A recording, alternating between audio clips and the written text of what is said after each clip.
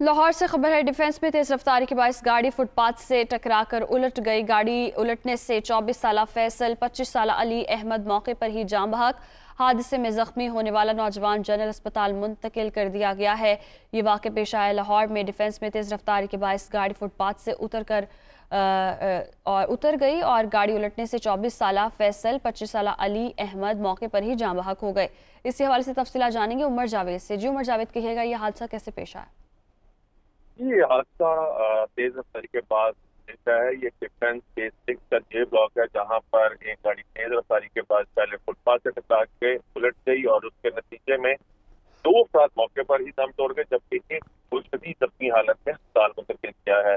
जाँ बहक होने वालों की नाम 24 साल के फैसल की हुई है, जबकि 25 साल अली अहमद भी जाँ बहक होने वालों में शामिल है और जख्मी की शनाख्त जो है वो आमिर के नाम से हुई है। पुलिस का कहना है कि लाशों को तहवीज में ले लिया गया है, जबकि गाड़ी को रास्ते से हटाकर ट्रैफिक क्लियर करने का काम जो है वो जारी है। जबकि सीसीटीवी फुटेज की मदद से ये चेक किया जा रहा है क्या ये रेस लगा रहे थे या वैसे ही अकेले गाड़ी तेज रफ्तारी कर रहे थे। जी बहुत शुक्रिया उमर जावेद, आप हमें अपडेट कर रहे थे।